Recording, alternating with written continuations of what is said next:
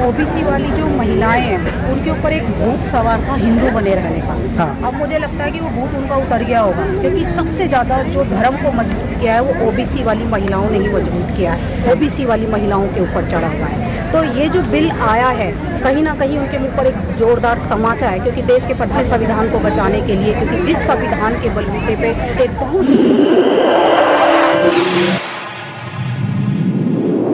इस news channel पर जो भी वक्ता ने कहा वो उसकी अपनी राय है, जिसकी पुष्टि नेशन न्यूज इंडिया नहीं करता। धन्यवाद। दिल्ली के दिल से राजा राम मोहन राय ऑडिटोरियम से हमारे बीच में समाज सेविका है पूनम। वोट गणना होगी, फिर उसके बाद एक प्रोसीजर होगा। कहा जा रहा है कि 2029 में, जबकि इस देश की जो आबादी 50% महिलाओं की है, तो फिर उनको 33% आरक्षण मुझे समझ नहीं आता कि क्यों दिया है। क्योंकि जिसकी जितनी संख्या भारी उसकी उतनी हिस्सेदारी। तो हिस्सेदारी अगर देखते हैं तो इस देश की 50% की आबादी महिलाओं की है, तो फिर 33% आरक्षण का जो बिल है अभी तक तो वो पास नहीं हुआ था। और अगर एक बार सोचते हैं कि वो पास भी हो गया तो फिर संसद में कौन सी कास्ट की महिलाएं वहाँ पर जाएंगी। अगर हम अपने समाज की, बहुजन समाज की महिलाएं देखते हैं तो वो आज भी चूल्हे चौके से बाहर नहीं निकल पाई, घर से बाहर नहीं निकल पाई। उनको नहीं पता कि आज भी हो क्या रहा है एक्चुअली। जबकि होना ये चाहिए था कि घर से लेके संसद तक महिलाओं को एक एक चीज़ के बारे में पता होना चाहिए था। तो इसका कहीं ना कहीं कारण यही है कि महिलाओं में जागरूकता का अभाव है। महिलाएं शिक्षित नहीं हैं, लेकिन जब महिलाएं शिक्षित हो जाएंगी, जागरूक हो जाएंगी, तो वो अपने अधिकारों को खुद ब खुद जान लेंगी। लेकिन आज अगर हम देखें, जगह जगह जाएं, तो पता चलता है कि महिलाओं की स्थिति आज भी बहुत ही दयनीय है। आज भी आप लोग देख सकते हैं बहुजन समाज की महिलाओं के ऊपर हर जगह शोषण हो रहा है, हर जगह बलात्कार की घटना। भारत नंबर 1 देश बन गया है रेपिस्ट के मामले में।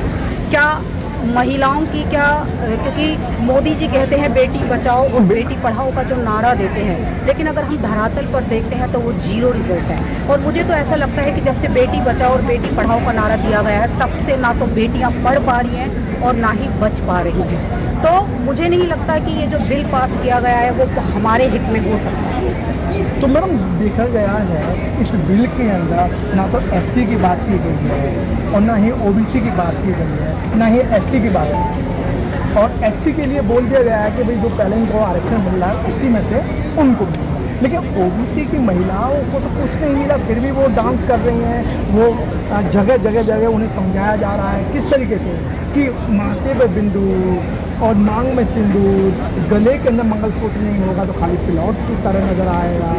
देख रहे हैं ना, वो इस पर डांस कर रही है बड़े मजे से। तो क्या लगता है आप उनकी लड़ाई लड़ रहे हैं?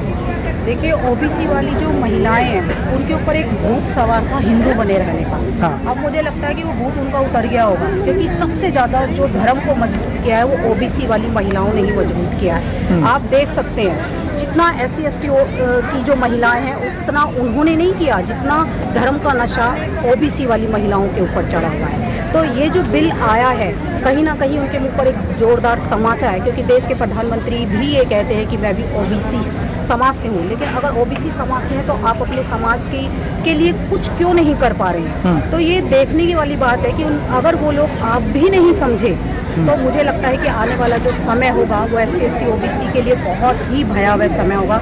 अगर हम लोग अब भी नहीं जागे, अगर हम लोग अब भी अपने संविधान को बचाने के लिए, क्योंकि जिस संविधान के बलबूते पे एक बहुसंख्यक आबादी आज राज कर रहा है, ऐशोआराम का जीवन जी रहा है, अगर हम उसको बचाने के लिए अपने घर से बाहर नहीं निकले तो स्थिति बहुत खराब हो जाएगी। लेकिन बहुत ओबीसी समाज तो जागा हुआ है। वो सुबह उठ के उनकी जो घर की जो लक्ष्मी है, बहन बेटियाँ मंदिर में हिलाती है ना, घंटा हिलाती है और पाठ पूजा करती है, तो उन्हें मिल गया।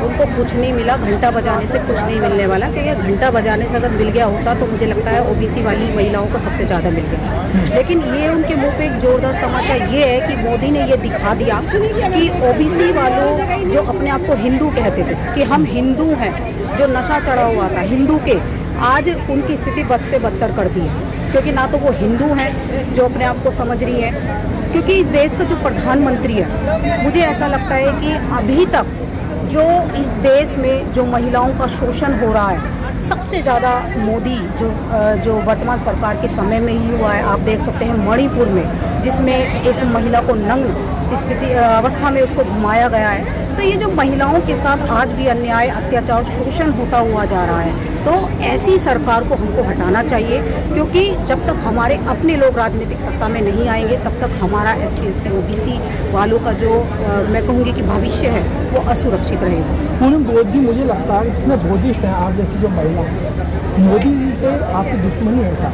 हमेशा जो आप बुराइयां करते हैं, सबका चेंज करने हैं, तो क्या लगता है कि आप जो है मतलब 2024 को कुछ कर पाएंगे? देखिए सर, मैं मोदी की बुराई नहीं कर रही, उनके द्वारा किए हुए कामों की बुराई कर रही हूँ। अभी आप देख सकते हैं कि संविधान को बदलने की बात कर रहे हैं, नई संसद में संगोल रख दिया गया, यानी कि जो इतनी पढ़े लिखे पूरी दुनिया में डॉक्टर बाबा साहब अम्बेडकर जिनके ज्ञान का डंका पूरी दुनिया में बसता है। अमेरिका की कोलंबिया यूनिवर्सिटी में उनका स्टैचू है, अमेरिका की एक सड़क का नाम डॉक्टर अम्बेडकर के नाम पे रखा गया है, लेकिन ऐसे व्यक्ति के द्वारा बनाए गए संविधान में ये लोग कमियां निकाल रहे हैं।